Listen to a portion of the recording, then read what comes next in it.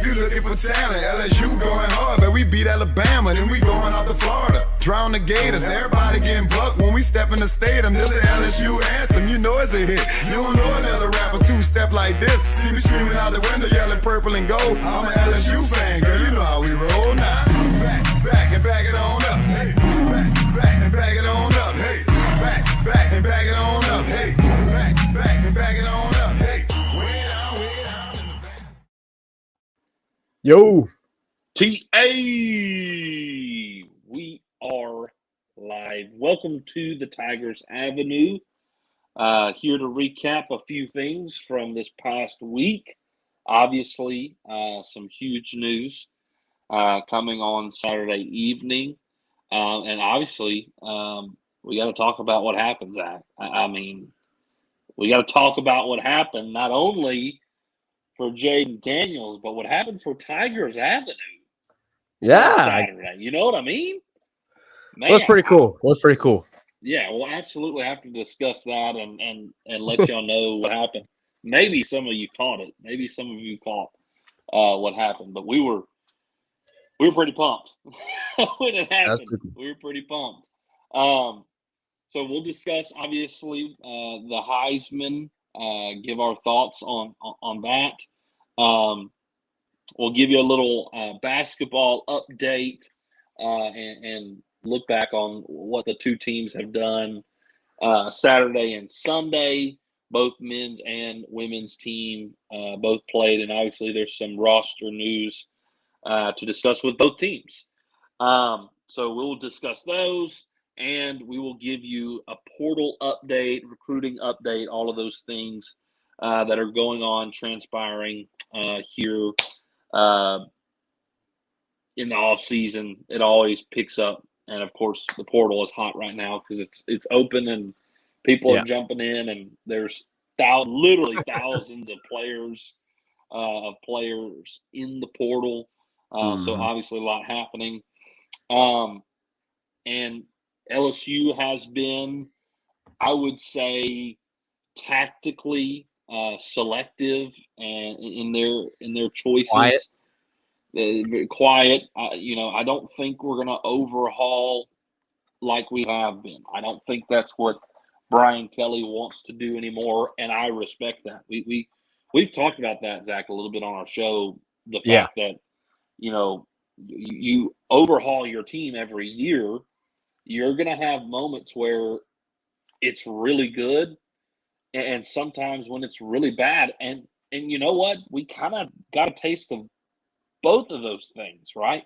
Yeah. The last 2 years. Last year, the defense, you had to get transfers, and it went good.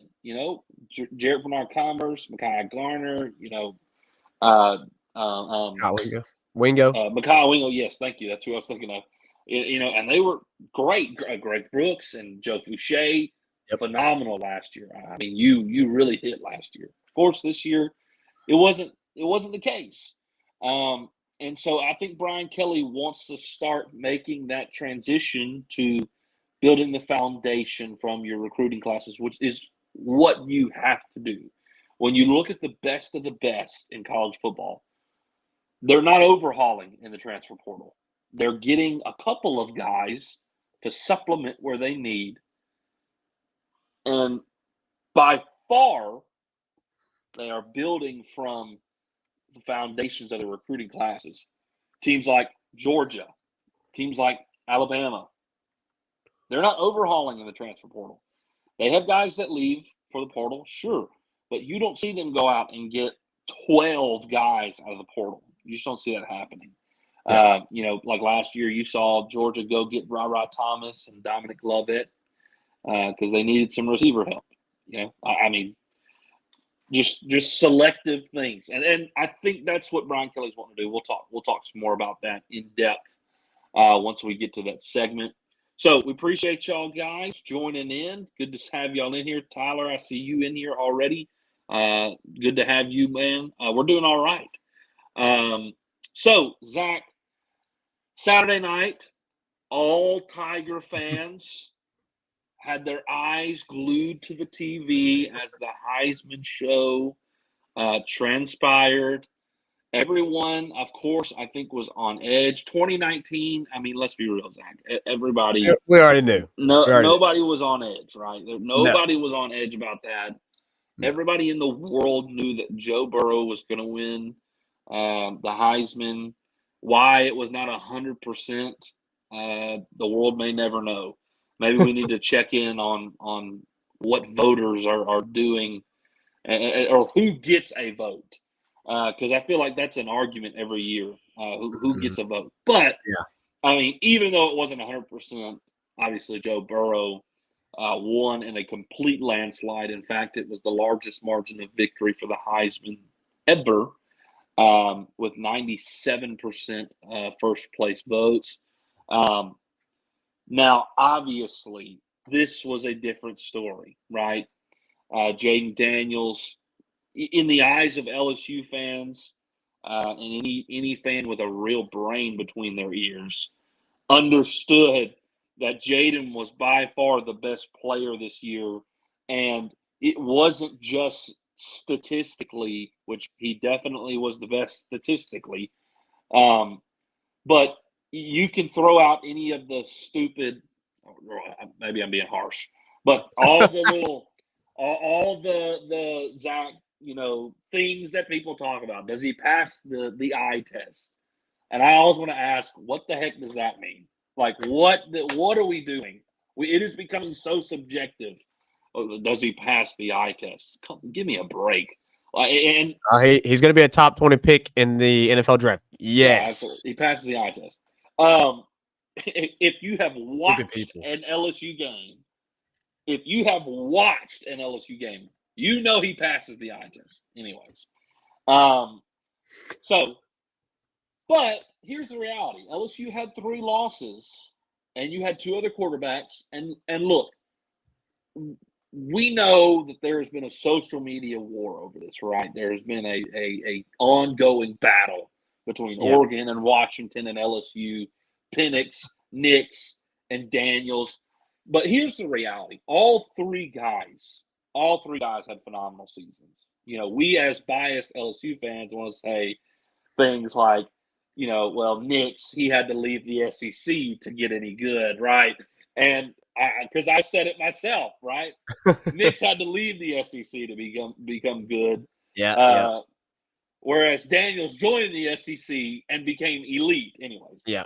And all of those things have been said, right? There's been slander thrown around. The reality is, all 3 of them had phenomenal seasons. Yeah. But Jayden Daniels, by and large, I feel like, and it's probably biased, I know it is, but I feel like I have good grounds to stand on that Jayden by far had the best season of the 3.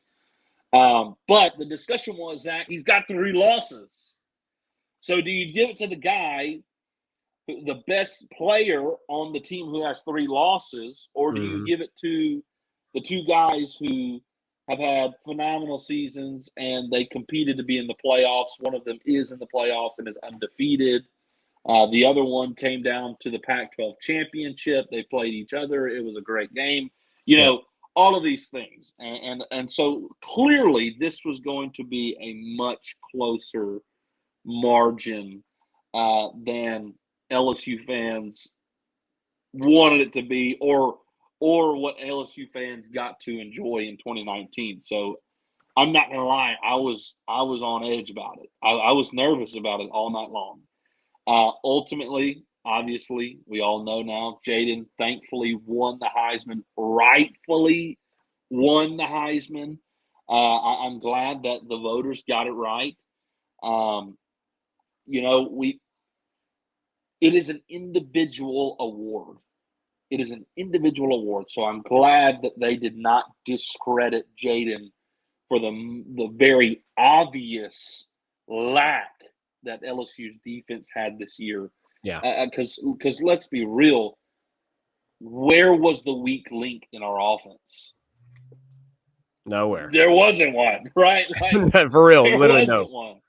We had a championship level offense, and in all reality, if you have a normal defense this year, not even elite, if you have a normal, good, solid defense this year, we're probably in the playoffs. I mean, they're that good. I don't think we would have needed an elite defense this year to be in the playoffs because of what our offense was. If we had a good defense that could get, 3-4 stops a game, our offense was going to do plenty for us to win more games than we did. So I'm glad, Zach, that they did not steal this away from Jayden because of the atrocious defense that LSU had this year. Which isn't And his if you fault. look at, yeah, absolutely. If you look at all the games, I mean, Jayden's worst game, worst, right, Was Florida State, right? against Florida State, the very first game of the season. And your defense was horrible in that game. Yep. They weren't really – the offense wasn't really bad in that game. I would say they were still – they were coming into themselves, I guess you could say, but they weren't bad by any means. Correct. So, and you also didn't have Logan Diggs and anyways, Jayden's been phenomenal all year long, and he absolutely deserved it. 100%. Yeah, dude, it was an exciting night Saturday night. And I think, a large part of why a lot of LSU fans were a little bit nervous was just because of how much adversity, I guess, or what's the word I'm looking for? Criticism, I guess you could also say, that it was being put out there on social media. I mean, if you listen to the actual national, most of the national analysts and media writers, Sure. They understood Jayden's season and they understood what he had done and they understood that he was indeed, the best player in college football. You had a handful of idiots that, were mainly in the West, right? Let's be honest, mainly all over in the West Coast, that obviously were wearing extremely biased glasses and probably didn't really watch any of the LSU games. And apparently just completely ignore stats as well. Like obvious blatant stats that are way better than the guy you're boasting, but anyways, I think that, because of that criticism and adversity online, obviously some LSU fans were worried. And then also, when Penix won the Maxwell Award, there was also worry there. Like, they're like, okay, Penix just won the okay, we've seen him win the Johnny Unitas. Forgive me, right? What's the other one he won? I'm going blank. The Walter Payton, or not the Walter Payton, Davey O'Brien. The Walter Camp. Yeah, Walter Camp. And like he didn't win the Maxwell Award. Okay. Does that mean they're gonna give Penix the Maxwell Award or the Heisman? I mean, and yes, I understand that there was a little worry there. I honestly, even after that, was not really too worried. After the end of that Oregon-Washington game, I think for me it was a wrap. It was done. It was over. And ultimately it turned out that way. Yes, it was the closest vote since 2018.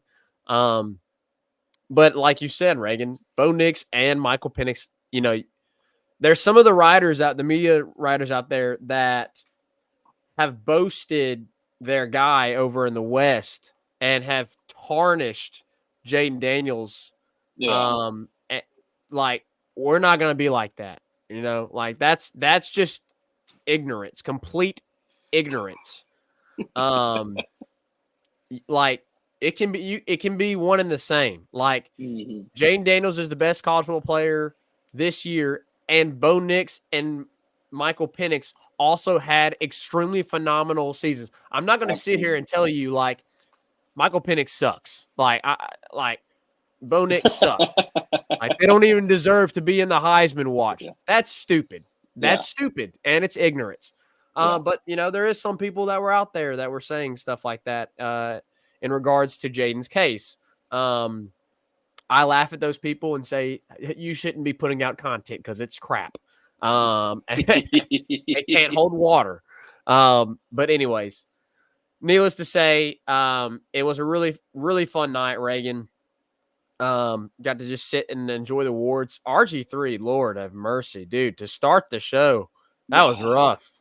That was awful.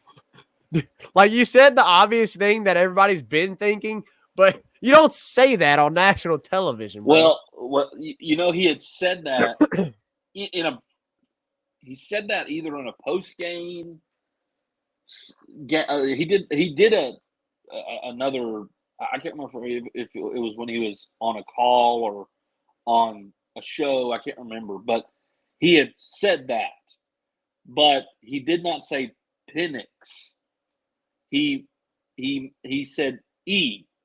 Yeah. I'm not going to repeat it, but instead of saying pin, he said P.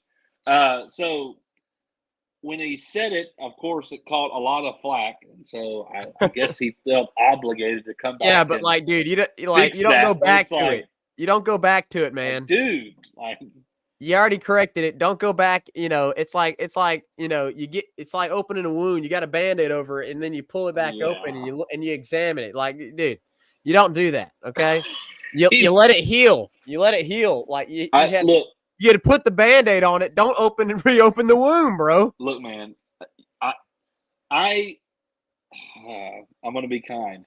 Look, RG3, he's trying to be energetic. He's trying to be youthful and funny. Bring energy and funny, but man, it is rough sometimes. It ain't hitting. Rough. It is rough. It ain't hitting right now. And when he's on call, it's a rough listen. It's a rough listen, man. So maybe he in the off season, I'm hoping that someone will coach him up. Like he's got people around him that are very experienced at ESPN. Like hopefully postseason reviews or whatever. Yeah, like geez. Like performance review, man. Yeah, he's got to have an evaluation because man, he had 3 comments this year that were like, "Yo," like way over the line, and they were not just sensual problems; they were like religious problems. Like some very offensive things were said. It was like, man, take a like you got to think before you think before you speak. Like think before you speak. Like rough listen, but I get he's trying to be energetic, but definitely wrong time, wrong place, brother. Wrong time, wrong place. I will say though, RG3 was very openly the last 2 weeks, very openly supporting Jayden Daniels. In fact, during the Heisman show, you going to bed, bud? I love you. Zeke's bedtime. Good night, Zeke. Uncle Zach said good night. Love you, bud. He said, love you. All right, we'll get some rest, okay? I love you.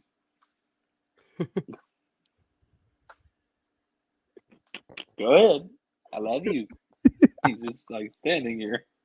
What's the matter? Good days. You what?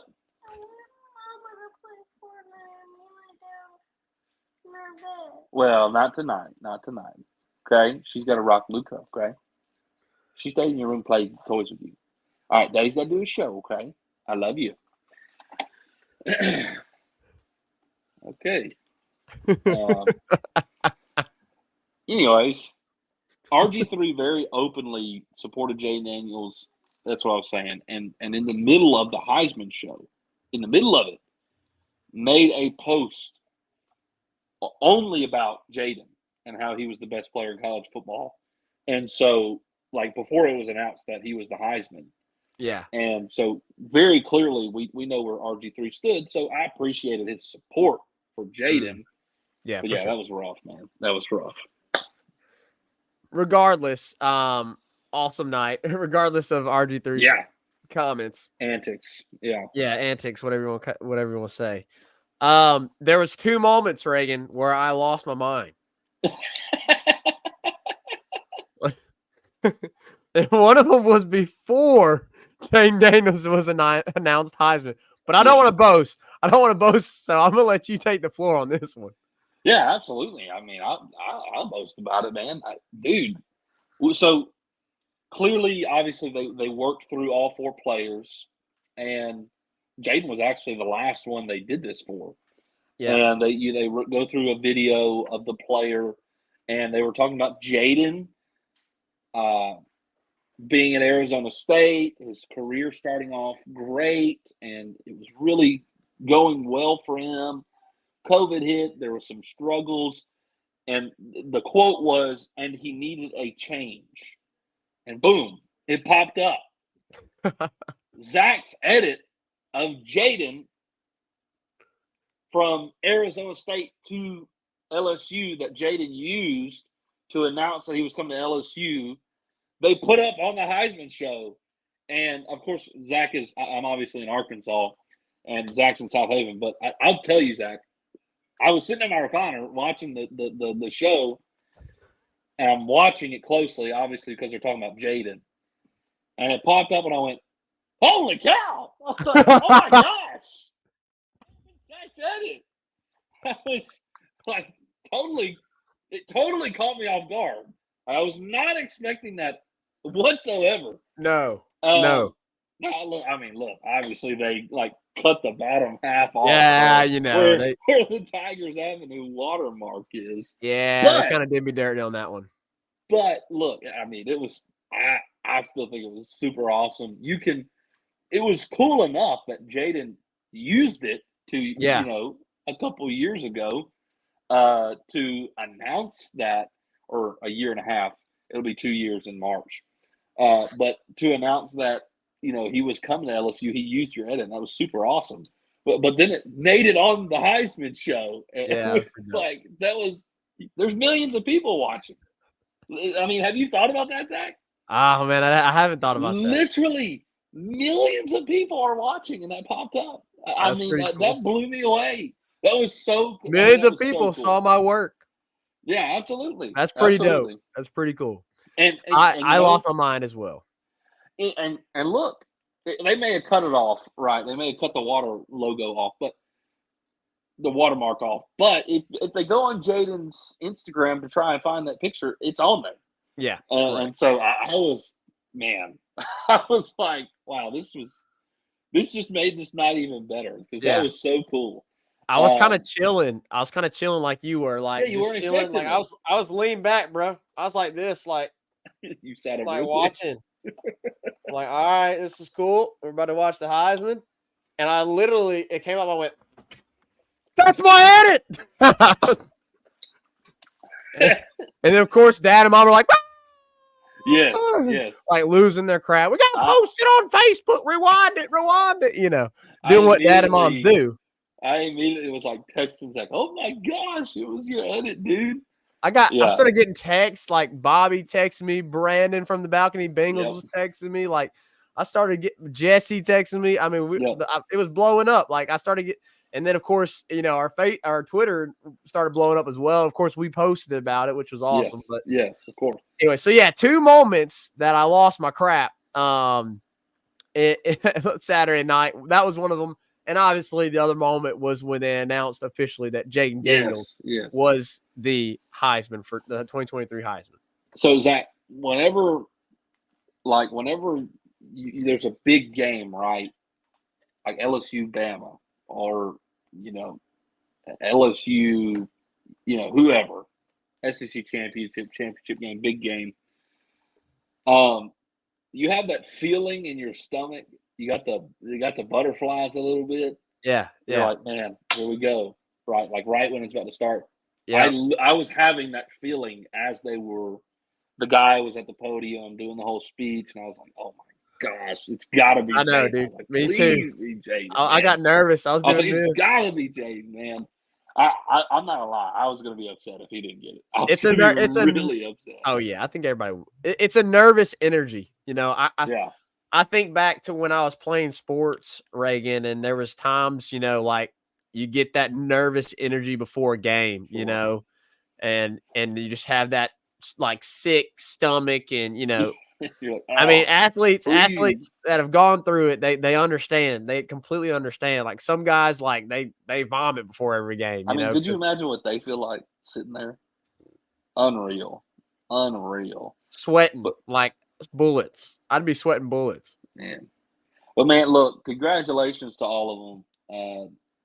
Nobody talked about Marvin Harrison, but Yeah, that was lame. uh, Boo! That's the one thing I was like, that's the lamest part of this Heisman.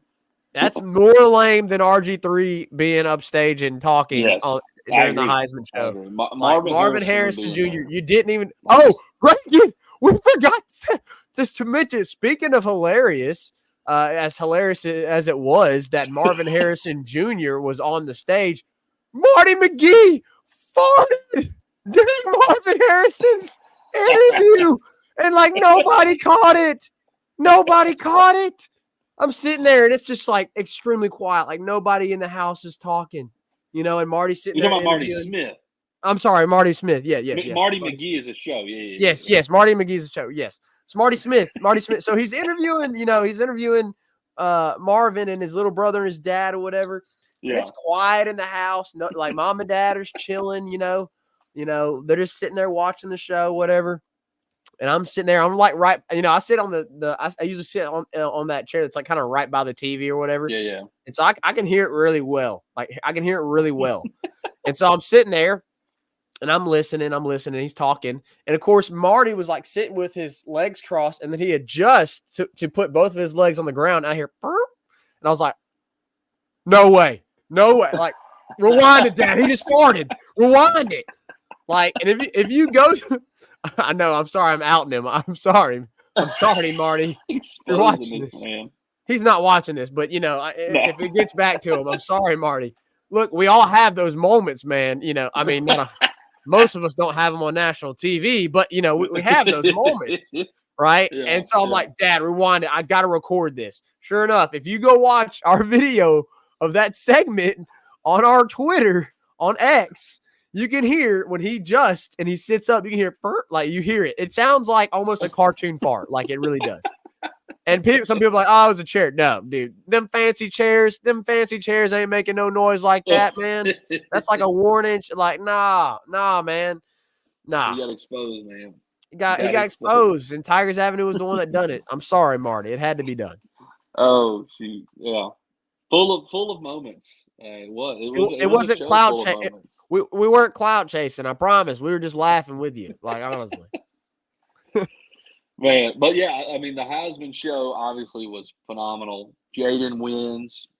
LSU, Zach, now has their second quarterback in 4 years. Yeah, it's insane. The Heisman. Zach, I saw this. I won't take credit for this question because I saw it. I can't remember who posted though, but it was an LSU page, obviously, and they said, if you could go back to 2014, oh gosh, as an LSU fan, and somebody would have asked you, do you believe you can have two quarterbacks with a Heisman in less than 4 year span? Would you have ever believed it? No. Nobody would have ever would have believed that LSU would have two quarterbacks as Heisman, because obviously the Les Miles era of quarterbacks was just it's quarterback graveyard, bro. Atrocious. Where quarterbacks' dreams come to die. Where quarterbacks' talents come to die. We recruited good quarterbacks.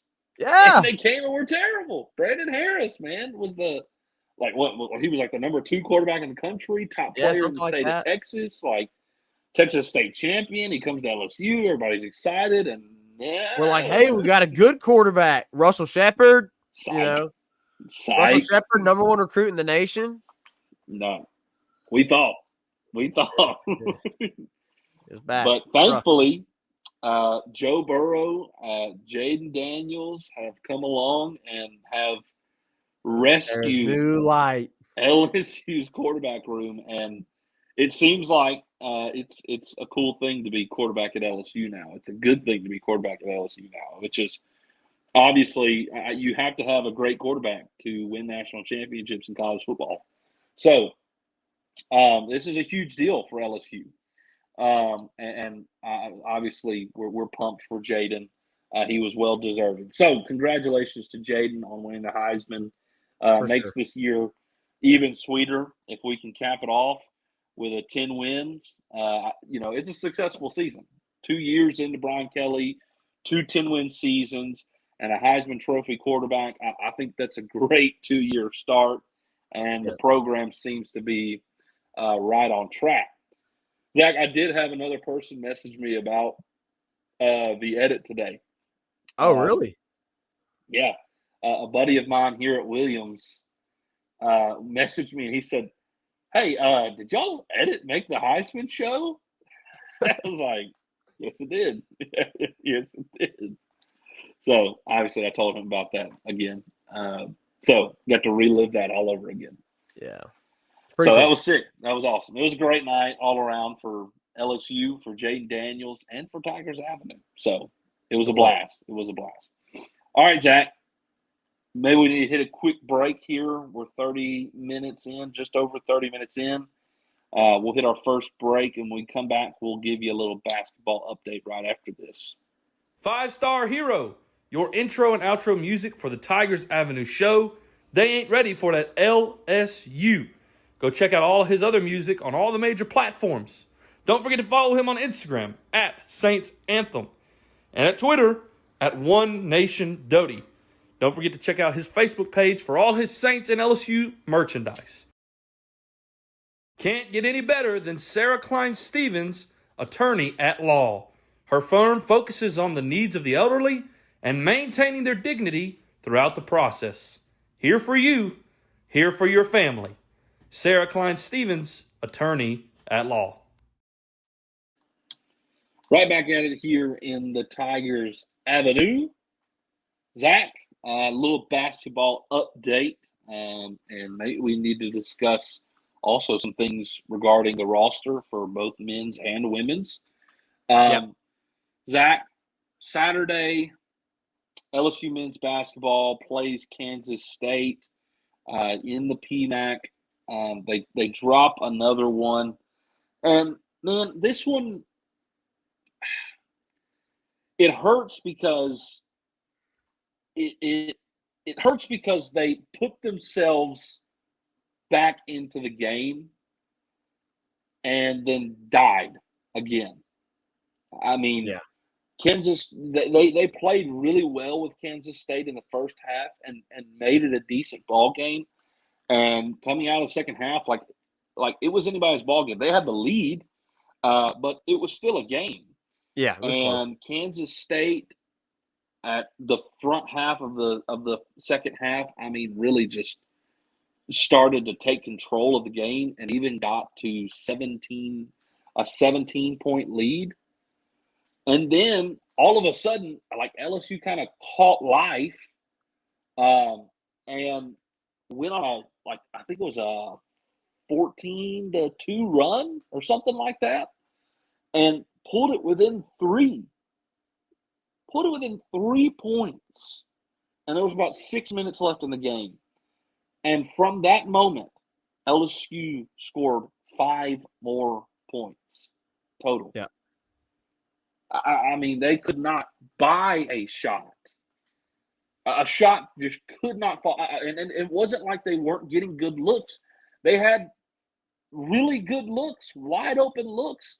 Some of them were layups. And they were going too hard off the glass. Wide open threes that just weren't falling. It was frustrating because you felt like, okay, they fought their way back in. Maybe they can get a key victory here in the PMAC, get them some energy, get this thing going, maybe string a couple wins together. And then, man, Kansas State, just completely shut it down. And Kansas State gave you every opportunity to take the lead. Yeah. You pulled it within 3, and Kansas State was still not really firing on all cylinders for a couple more minutes. Yeah. Like, it stayed within 5 points for several minutes. You just could never hit a shot. And it was it was really frustrating to see that happen. Look, I'll say it. The offense lacks a quarterback on the court, per se. Someone who is taking the ball, commanding the court, being assertive, making decisions, making quality decisions with the basketball, and also someone who can score at any moment when they need it. Yeah. And that guy is sitting on your bench waiting on the NCAA to give a decision on his appeal. And that's who we need to talk about in terms of the roster with LSU men's basketball, Jaylen Cook. Matt McMahon has been asked a couple times, and he has no idea why Jaylen Cook has not been approved yet. The NCAA has been absolutely horrible with these decisions recently. They have gotten stricter, and I understand you can't just approve every single waiver, and you can't just approve every single person. I get it. There's rules. But according to Matt McMahon, Jaylen Cook checks all the boxes. He meets all the criteria that the NCAA requires. So what in the world are we waiting on? What are we waiting on? Why was it denied in the first place? If you have a criteria set out for these second-time transfers and they meet the criteria, why are they not eligible? Correct. It makes no sense. It really doesn't. And week by week, you're just hoping and praying you'll get a decision on Jaylen Cook's appeal and that it'll be good news. I mean, but at this point in time, the NCAA is infringing upon Jaylen Cook's basketball career. I mean, the man put up 18 points per game 2 years ago, 19 points a game last year, and has made a transfer to LSU to try and boost his career, his career as a prospect, to come to a program like LSU and say, okay, I can do the same thing at a bigger school against better competition. So I'm a serious candidate. But because the NCAA has dragged their feet on all of these decisions, he's now having to sit on the bench and do nothing, literally nothing. Yeah. And it's frustrating because it's not just LSU. This is like a countrywide thing.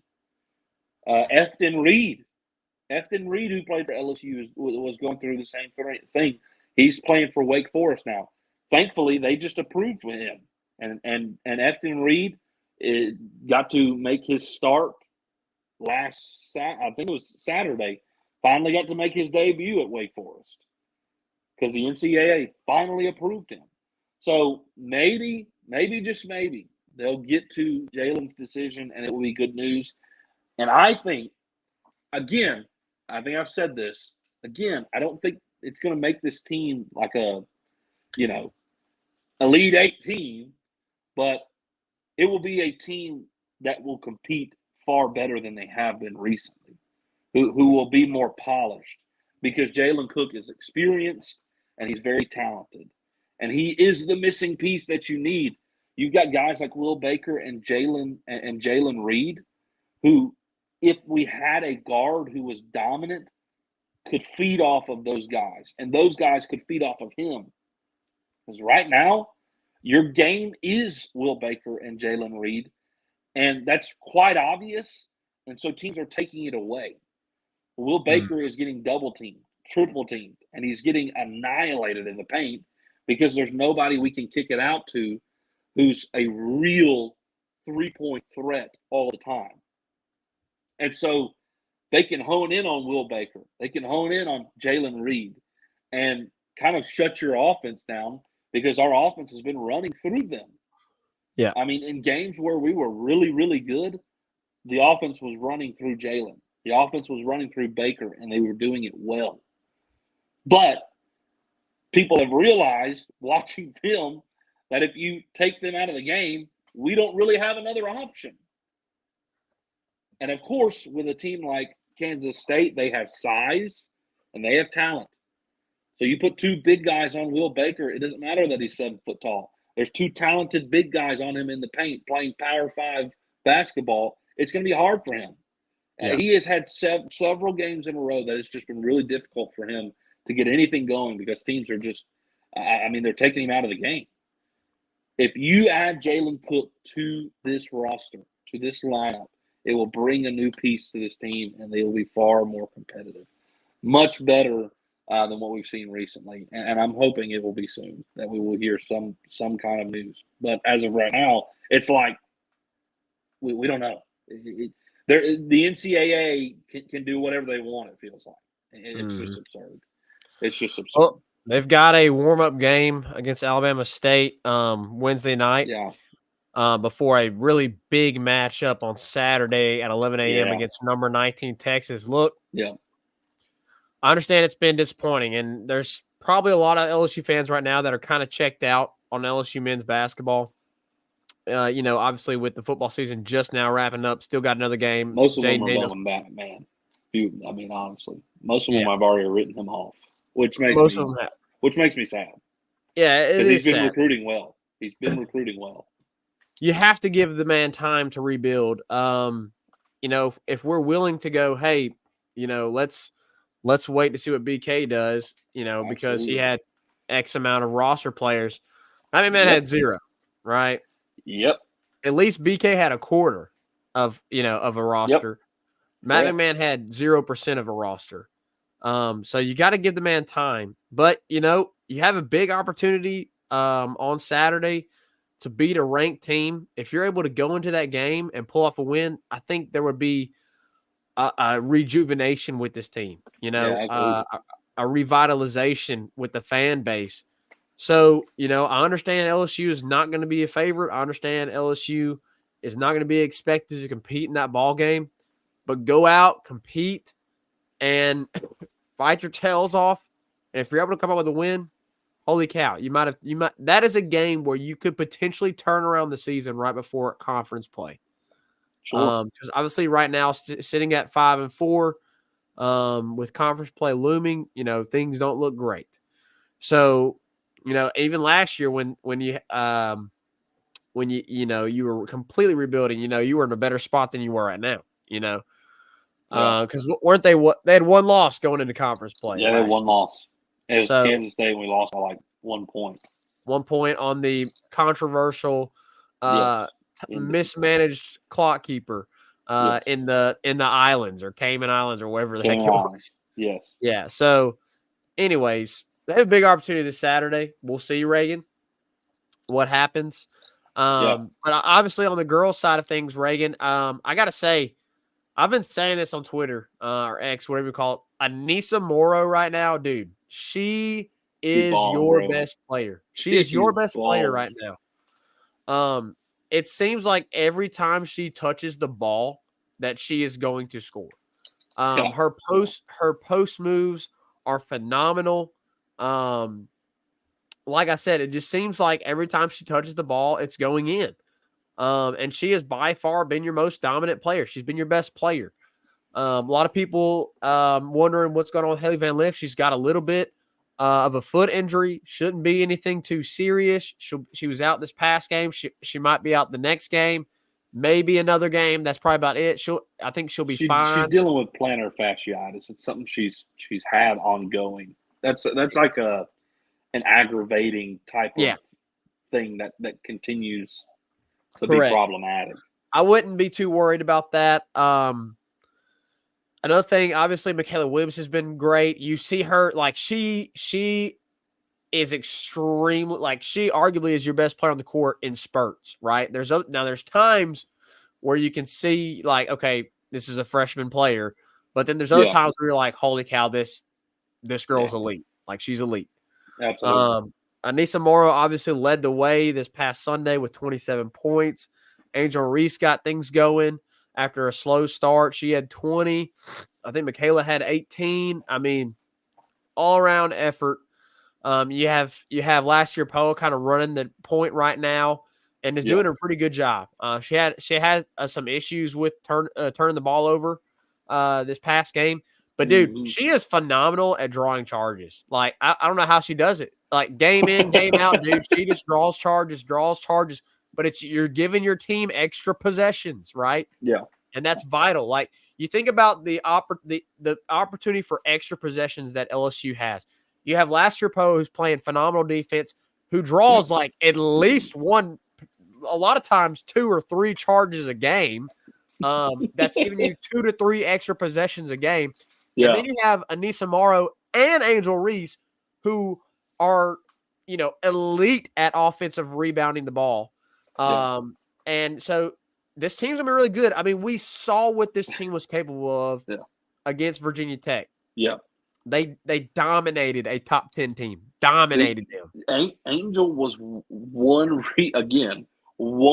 rebound away this past Sunday from having 3 players with a double-double. Yeah, because Anissa had one, and who did Michaela have one? Michaela Williams had one, and Angel had 20 points, 9 rebounds. So one rebound from 3 triple-double or double-doubles. It is very clear that Michaela Williams is your best deep ball threat. Man, I mean, it feels like every time it feels like every time she puts the ball behind the arc, it's going in. Like, and it's not like a hits the rim and rattles in. Like it's like nothing but net.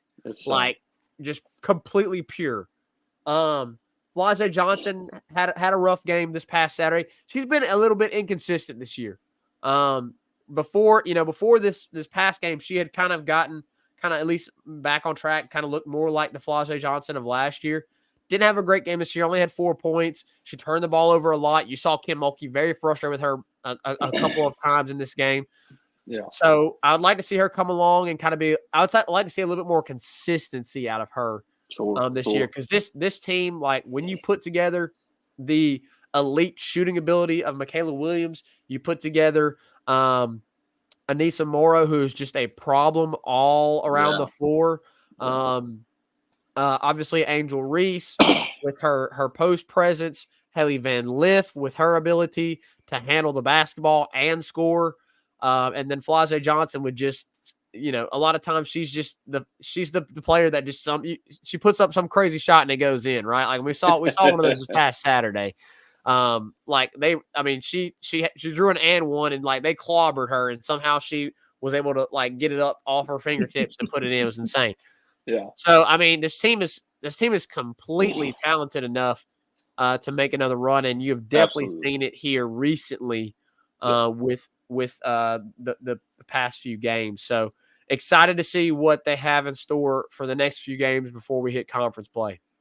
Yeah, absolutely. Obviously, kind of the update roster wise, you mentioned Haley Van Lith, but Kateri Poole no longer with the team. Not really sure. Nobody really knows the full story. And so from what I kind of gather, it seems like it's disciplinary. Sure. Now, whether that's, a violation of team rules, whether that is academics, or something like that, but obviously this was a decision that Kim Mulkey made. I mean, I'm sure that was a tough decision. I mean, you're talking about a guard in Kateri Poole who gave you extremely valuable minutes last year. Yeah, who was a major part of the reason you won the national championship. We all remember the dagger that she hit to completely ice the Iowa Hawkeyes and put the game away. I mean, we remember and there was games that she took off, more so a role player last year.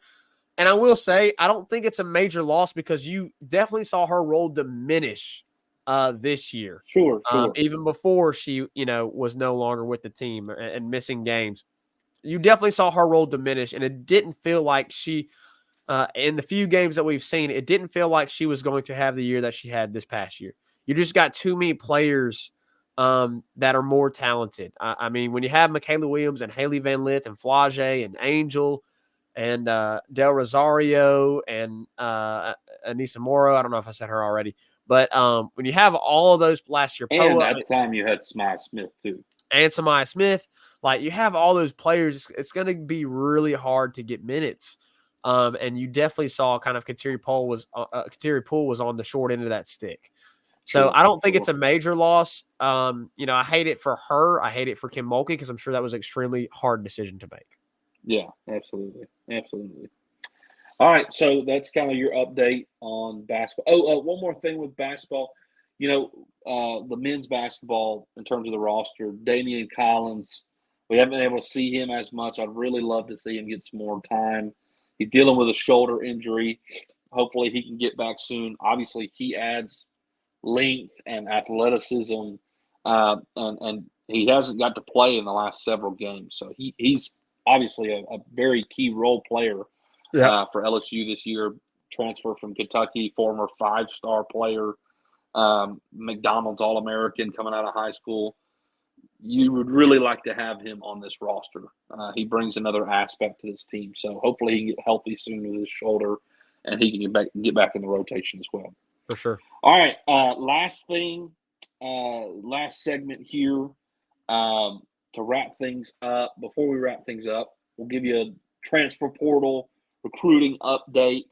In terms of recruiting, LSU has obviously offseason has begun. They've been really busy as of late. LSU picks up a commitment from former Texas A&M commit Gabriel Relaford, and this is a big one because this is an in-state kid, 4-star defensive lineman. You need defensive linemen. He's definitely good enough to play on your team. So we needed to keep him in Louisiana. For sure. And it was a huge get for the Tigers, for Relaford to commit to the Tigers. So really, really, really excited to have him. Zach, was there another one? I feel like I'm drawing a blank. There was another one, wasn't there, other than Relaford? Or no. Here's what I'm thinking of. In terms of Texas A&M, there are 2 other commits that LSU is definitely pushing to flip. Yes. Number one is Terry Bussey, who had LSU in his final schools, 5-star athlete. He's listed as an athlete, but will probably play DB. We need DBs, obviously. We need talented DBs. Yes. Terry Bussey is a guy that we need to land. With Jimbo Fisher being fired, Texas A&M is purging talent to the portal and from their recruiting class. Yeah, and their recruiting class. So Terry Bussey is definitely on a flip alert. And a lot of people think that LSU is definitely in the mix there and could be the top school if he does flip. Another one from Texas A&M, and I think this is, in my opinion, the biggest one. Dominic McKinley, who is a 5-star, big-time defensive lineman out of Acadian. You need to get Dominic McKinley to flip. Really unfortunate that we couldn't get him the first go-round.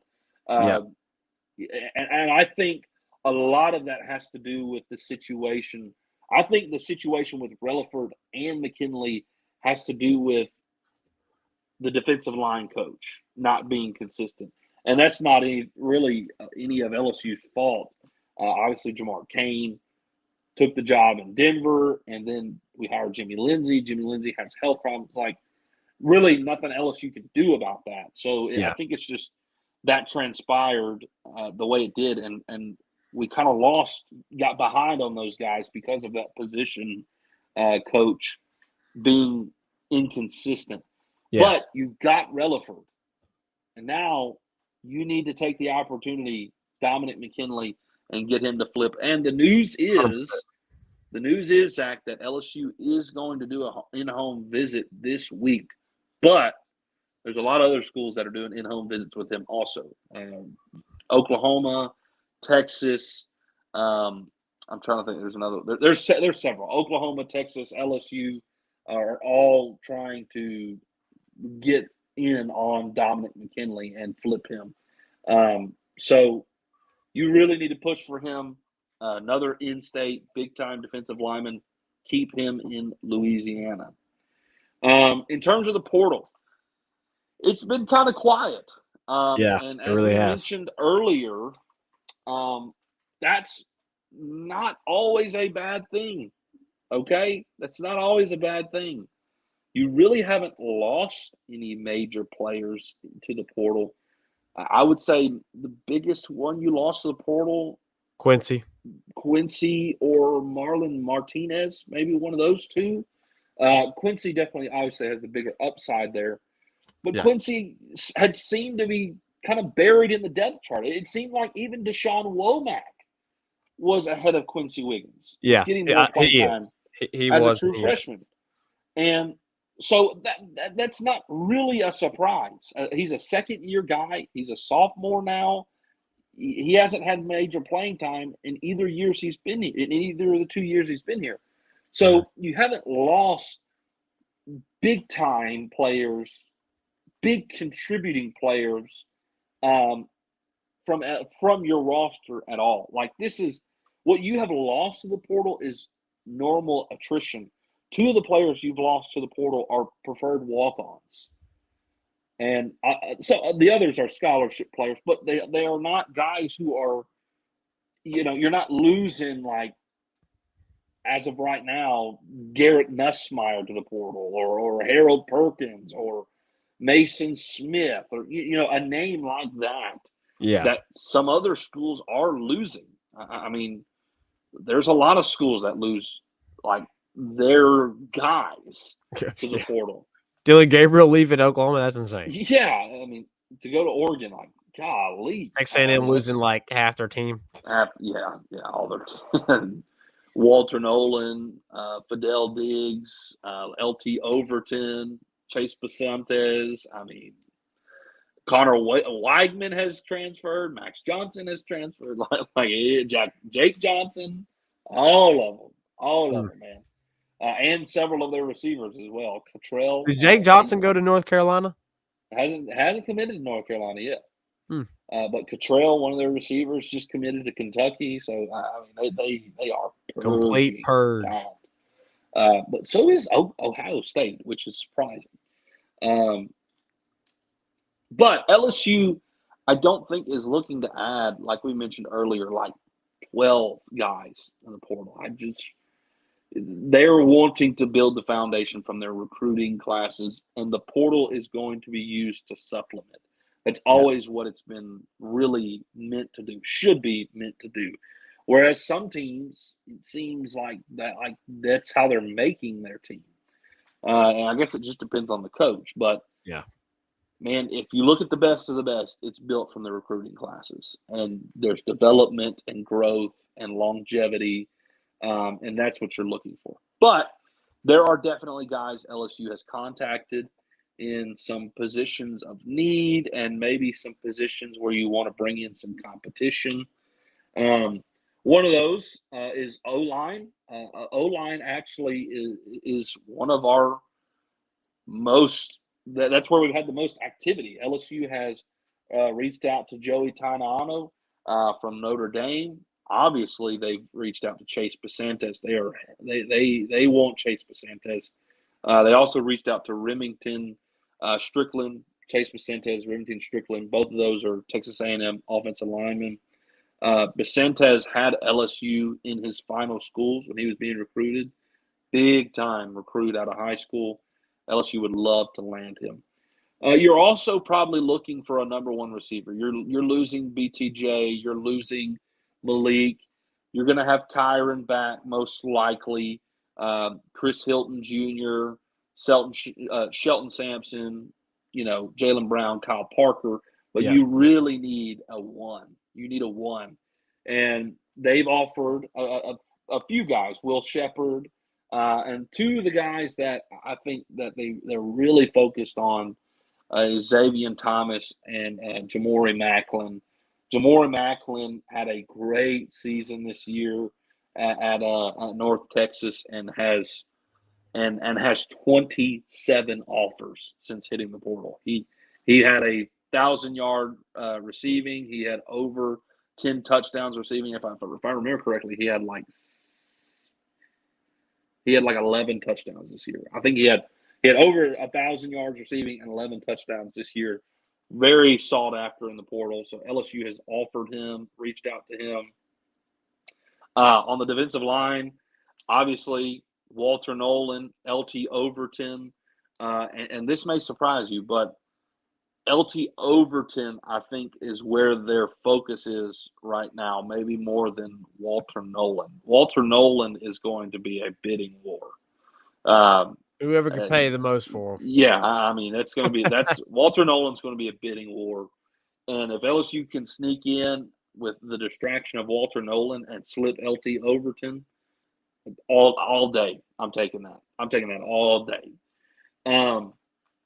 Obviously, you may need a defensive lineman. Mekhi Wingo might leave. Mason Smith might leave. You also may get both of those guys back. But if you lose one of those guys, you're going to need maybe 1-2 defensive linemen out of the portal. So they're looking at those big guys, 5 stars over at Texas A&M, LT Overton and Walter Nolan, both 5 stars coming out of high school. And then there's 2 DBs, both that are Louisiana natives that you're looking at. Safety is going to be really, I think, where you're going to either add – I think you're definitely going to add 1 at safety, potentially 2. Jayden Gilbert from Texas A&M played at U High. He's transferring from Texas A&M. You have a need at safety.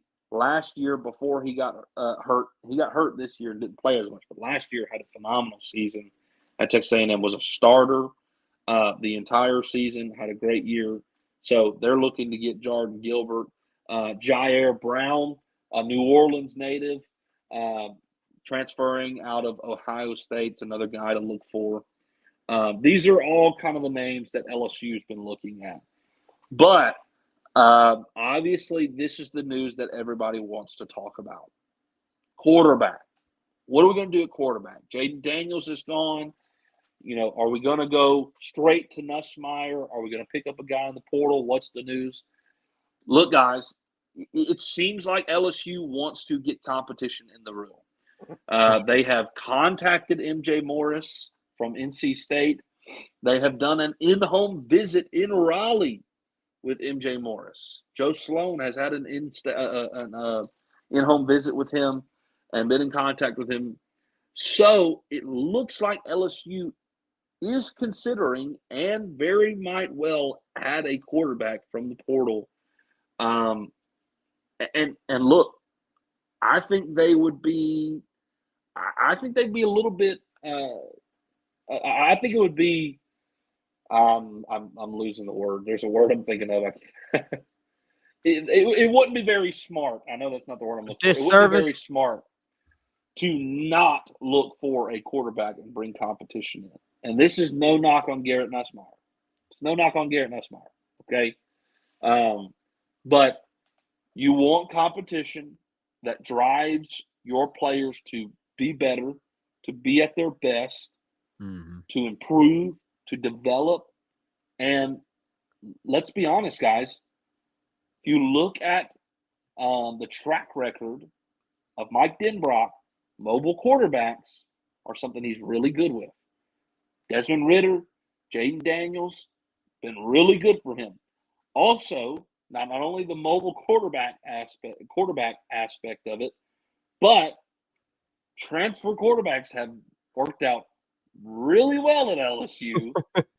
So I think it would be ignorance, not the word I'm looking for, but it would disservice. Is that what you're looking for? Maybe I don't know. But it would. I think it would not be very smart to not even consider getting a quarterback. That's the point I'm trying to make. To not even consider it would be kind of dumb, honestly. Why would you not look for quarterback competition? Why would you not look to say, okay, maybe we can get a better quarterback, or maybe not even a better quarterback, but one who's going to come in and maybe push Garrett a little bit. You know what I mean? Like, we need that. We need that. It's good. Jayden Daniels, clearly, when he came here at LSU, was not given anything. You had Garrett Nussmeier, you had Miles Brennan, and you had Jayden Daniels, and they were all three given a shot at the job. Mm-hmm. And Jayden won it, right?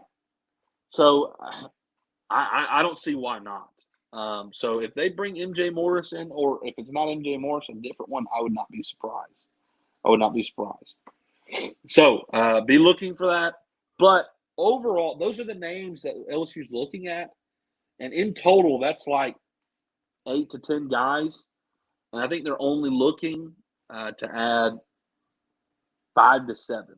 So we'll see. And I'm fine with that. So we will see how that plays out. All right, Zach, maybe we need to get to a few comments here. Yeah, Ryan joined us late. Up. He said here Dom may push his recruitment back to February. That'd be good. Gives LSU more time to push them. Terry Bussey already has. He said Walker Howard should have stayed. Yeah, he should have. Yeah. Yeah, he should have. He'd be competing for the starting job this year. Yep. He'd be competing for the starting job this year, but he sure will. You can sit the bench another year behind Jackson Dart. Karma. You know what they say about karma. It is. Anyways. What it is, man. That's what transfer portal can do. It can be really good, or it can be really bad. Yeah. So, anyways, all right, guys, it's been a great show. Appreciate y'all getting on here commenting. It's been a great past week for LSU. Heisman, a couple victories for the women. And Zach, you know what's crazy? It's not too long from now we're going to start talking about LSU baseball. And we may need to do a fall ball segment. We may need to give a fall ball report in one of our shows coming up here soon. Oh, for sure. Kendall Rogers has released his fall report on LSU, and there's a lot of interesting things we got to talk about. You basically know your rotation. You know your rotation. No kidding. It's kind of for the fall. You know your rotation for the fall. Yeah. I mean, as of right now, where it sits, it's kind of crazy. It's like you know your lineup almost. Yeah. From that fall report that Kendall Rogers gave, you're like, oh, okay, this is it. Right. Yeah. So that's we'll have to discuss that probably here soon. So looking forward to that as well. All right. Well, appreciate you guys very much for joining in. We'll see you next time here in the Tigers Avenue. 5-Star here, take us out. Peace. Who that 5-star? And the LSU Tigers, LSU Tigers.